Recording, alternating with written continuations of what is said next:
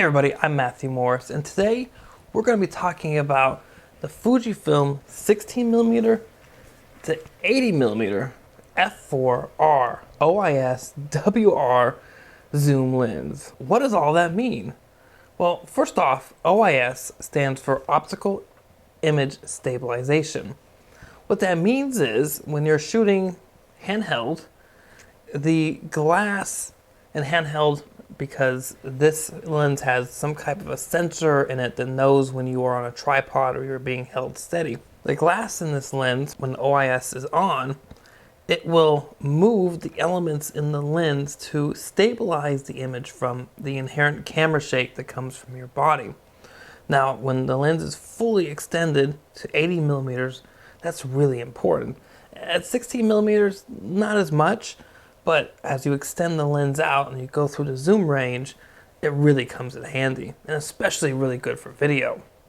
Now the W stands for weather resistant. It even has a little badge here on the bottom.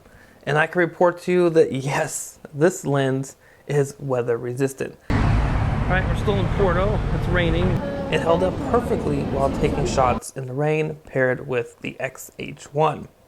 Now the R stands for aperture ring, and this one goes from f4 to f22 with an A at the end for auto. Now this lens started shipping late last year, October, November-ish, and I bought it and took it with my X-H1 on a 10-day trip to Portugal in late November. And we'll get into the photos and videos from that trip in just a few minutes.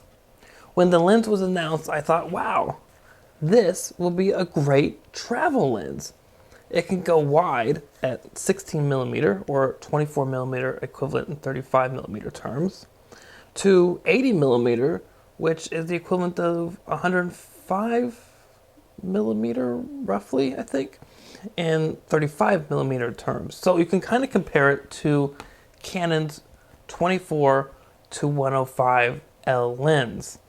Now, that Canon 24 to 105L lens sells for $1,099 new. This lens sells for $799 new. $300 less. You get the same zoom range, and I'll say it, I think you get the same quality optics at least.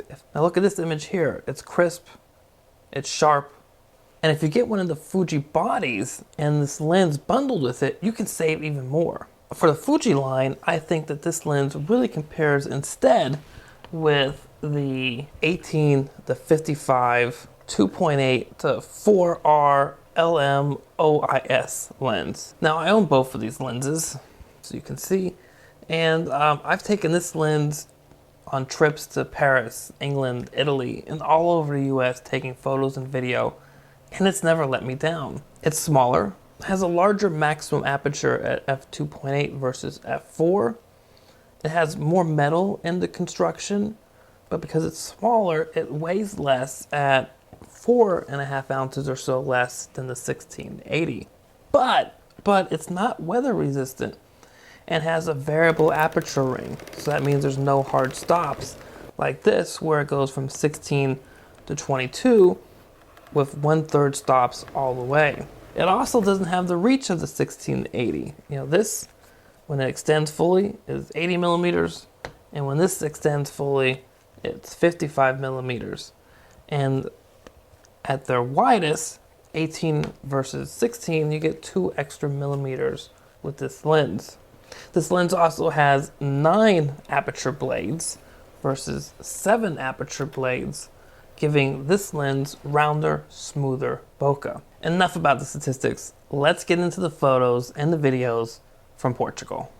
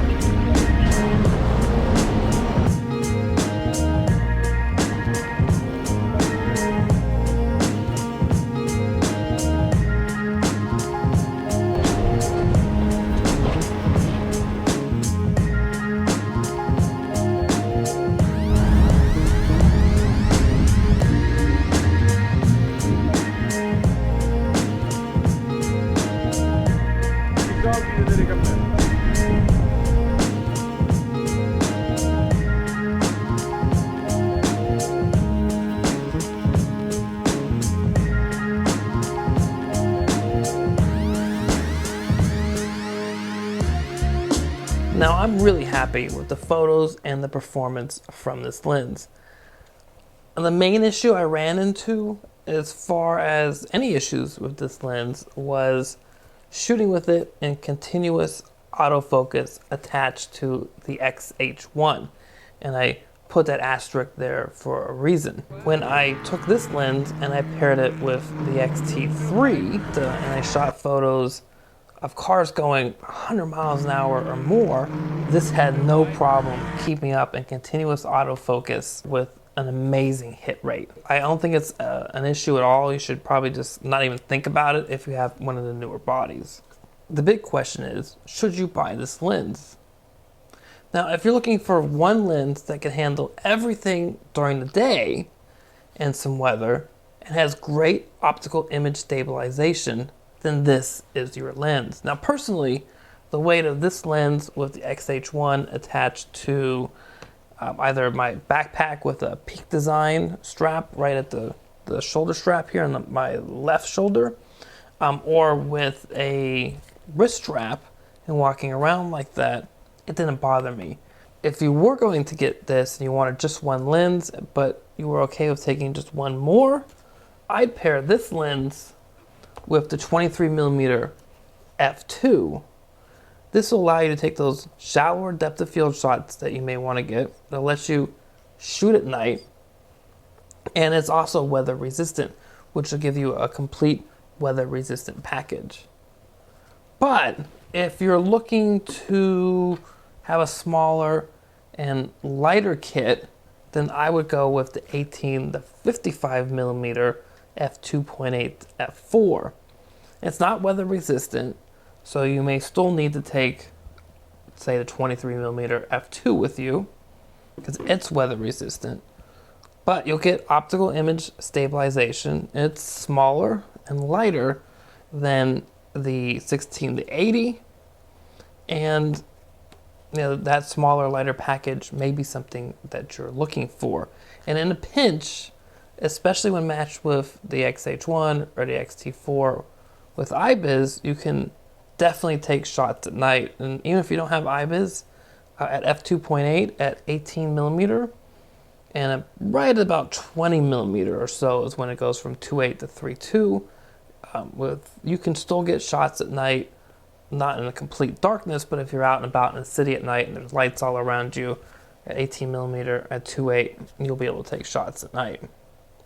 But if those extra 25mm on the zoom range is really important to you, so you'd be at 80 instead of 55, and that extra 2mm on widest focal length is important to you, 16 instead of 18, then this is your lens. But for me, I'm going to be selling this lens, the 16 to 80, and keeping the 18 to 55. But please don't get me wrong that because I'm selling this lens doesn't mean it did a great job. Indeed, it did a really awesome job when I was in Portugal, and I don't regret buying this lens. I paired it with the 23mm 1.4, and I took shots at night with the 23mm 1.4 because at f4, even with the X-H1, even with IBIS, you just can't get that shot at night. You can slow the shutter speed down, but that's not going to compensate for getting more light into this lens or into the camera through the lens. You need a faster, wider aperture lens to get more light in at night. It's just the way it is. But for an all-arounder during the day, it's a great lens. I mean, most of the shots you're probably going to take, at least when I do, they're at 5.6 or f8. So I don't regret buying this lens. I don't regret taking it on the trip. I think it did a great job paired with the X-H1, which I love that camera. I did sell it to help buy the Hasselblad, but I think this is a great all-around lens. It's just when I look at all the lenses I have, I just want to have a smaller kit. So let me know what you think. Do you own the lens? Have you used it? Do you like it? Are you thinking about buying it? Let me know in the comments below. Otherwise, I will also link up the X-T3 and the 16-80mm. I'll have that in the link in the description below in the cards. I probably put it in the cards earlier in the video as well.